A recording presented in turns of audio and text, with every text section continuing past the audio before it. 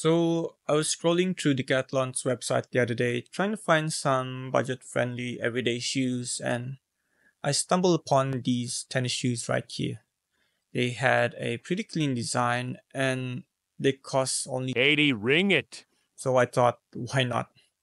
Well, let me tell you guys why not. This is my review of the men's multi-court tennis shoes essential. Yes, that's what they're actually called.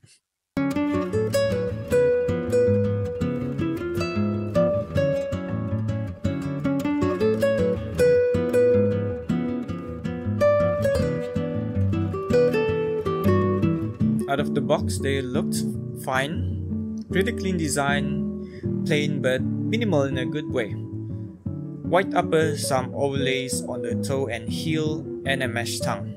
I figured I could probably wear these with some jeans or some track shorts or whatever. Maybe even get away with it in slacks if no one looks too hard, honestly. The upper is made entirely out of polyurethane leather, basically static leather. It feels plasticky, stiff, and honestly not very breathable. There's a bit of foam around the ankle collar, and the tongue's mesh adds some airflow. Well, kind of. Underfoot there's an EVA insole for obvious cushioning, and under that, more EVA inserts in the heel and forefoot. All of that sits on top of a really stiff rubber outsole or cupsole with a herringbone traction pattern. Honestly, it sounds good on paper, right?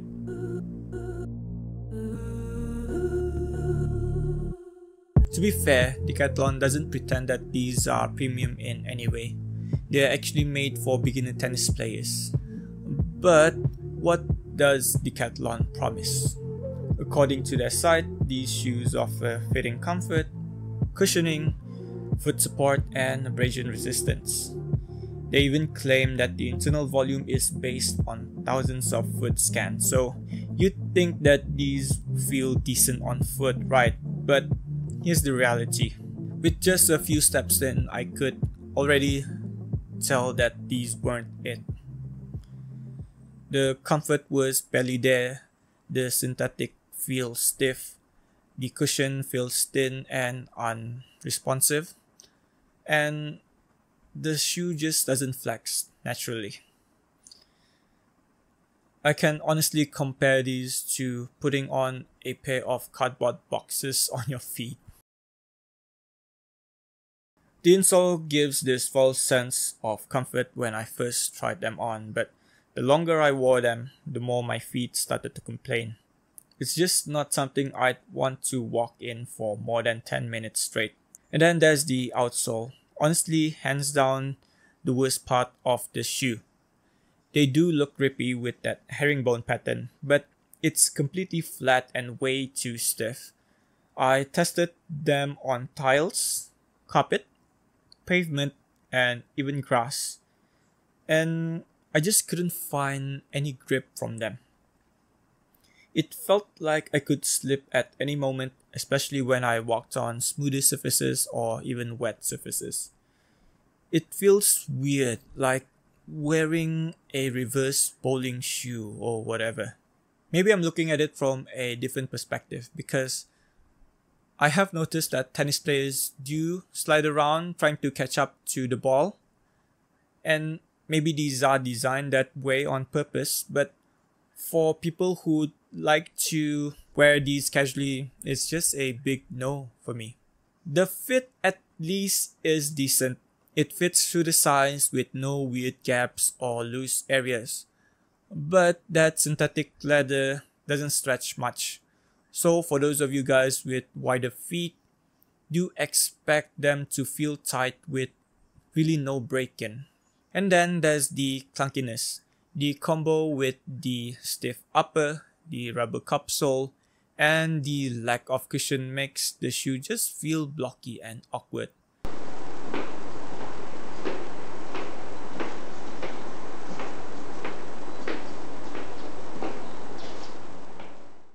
In my unprofessional opinion, I'd say that a softer midsole would have solved this issue. The stiffness also adds to how uncomfortable the shoe feels overall. You will never forget that you're wearing them throughout the day. But what do I like about them? Well, there's only one thing that I like about these. Honestly, it's the pretty clean design.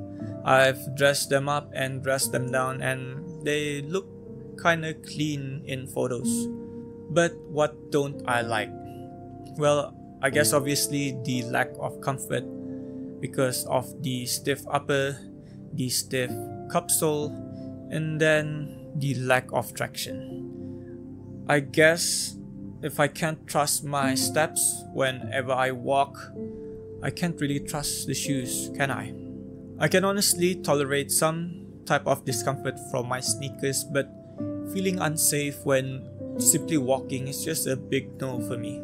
Look, for 80, ring it. I wasn't expecting much, but honestly, there are better options out there at that price point.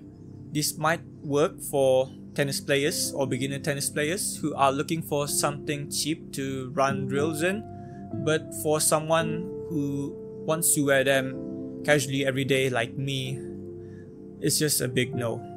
Again, it has a pretty nice and clean design, but looks don't mean much when I'm afraid to actually walk in them. I guess that's it for my review of these Decathlon tennis shoes. I'd like to hear if you guys have any questions or any experience with these shoes down in the comments below, and I guess I'll see you guys in the next one. Peace.